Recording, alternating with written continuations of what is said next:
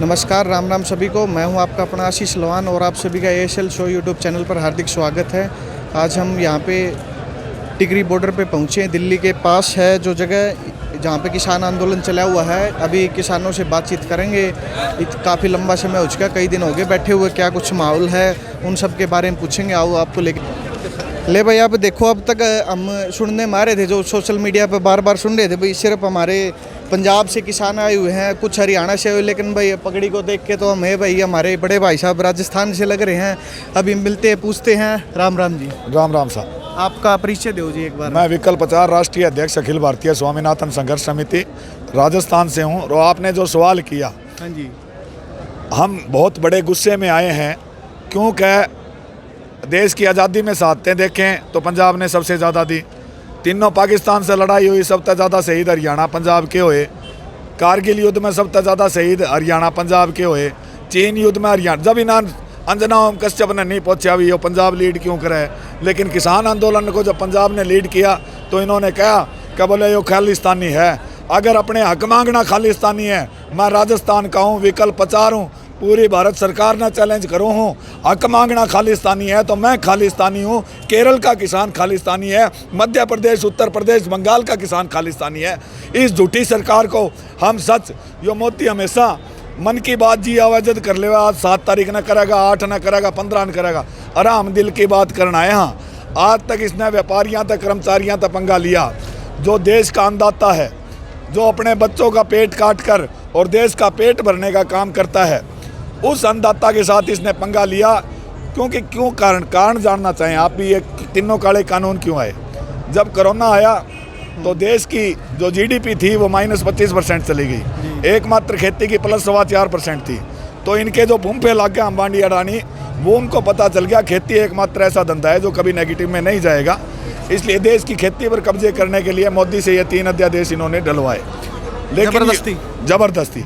लेकिन इन्हें ये पता नहीं था, जहाँ किसान देश का पेट भरता है, सरहद पर हमारे बच्चे रक्षा करते हैं, यदि हमारी ज़मीन पर हमारा सगा भाई है ना, पैर धर दिया तो सिर उसका काट के तला भगा दिया। 10-10 पीढ़ी हमारी दुश्मनी चल रहा है। इस अंबानी अडानी की हिम्मत हमारे खेत में बढ़ जाएगा। यह लड़ाई देश का सबसे बड़ा न्याय युद्ध है। यह लड़ाई आज़ादी के बाद सबसे बड़ा न्याय युद्ध है, जो ये फैसला करेगा कि देश का पेट भरने वाला देश पर राज करेगा या ये लुटेरा वर्ग राज करेगा। हम लोग जब तक वापस नहीं मुड़ांगे, जब तक ये माफ़ी ना मांग ले।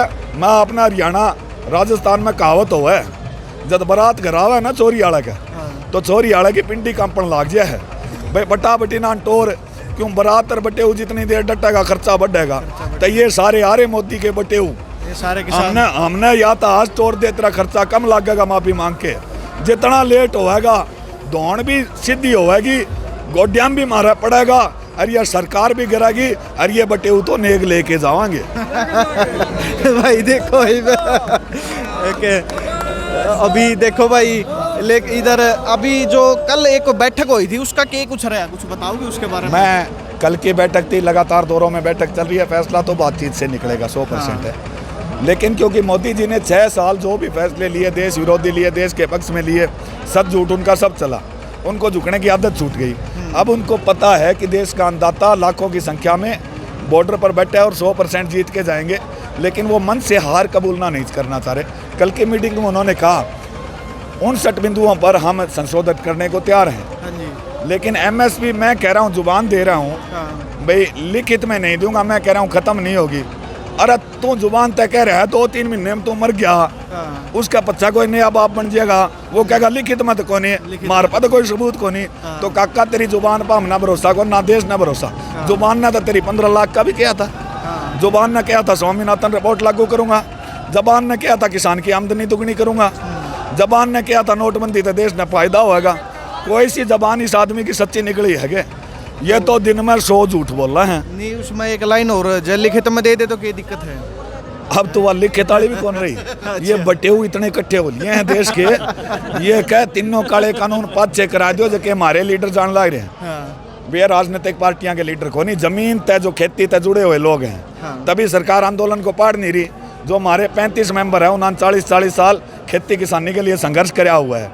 तो ना तो उनको मिट्टी बातें गोड़ बातें हम घुमाना हुआ है, तो इनका ताबा नहीं आ रहा इसलिए इस आंदोलन को तोड़ने के लिए कभी खालिस्तान कहा जाता है। एक और छोटे भाई, सबसे ज़्यादा हमें जिस बात पर गुस्सा है, सारे शहरों का पेट अंबरा भाई, या तारी अंजना ओम कश्यप होगी या कंगना राणावत होगी, ये सवेरे परांठा खावे व कणक किसकी मारी, किसान की। जेड़ा इलायची वाला दूध पिया वो दूध किसका मारी, भैंस का। और कई मैडम डाइटिंग भी करा हैं, नीरे जूस पे काम चल रहे हैं, वो जूस किसका, फ्रूट का मारे का। अड़े तक तो था ठीक, लेकिन ये इन्ना हद कर दी, खून भी पीण लग गया तो वो किसान का पीण लग गया। खून नहीं पियाओगे तब ना तारी औकात बतावांगे। किसान एकता जिंदाबाद, किसान एकता जिंदाबाद।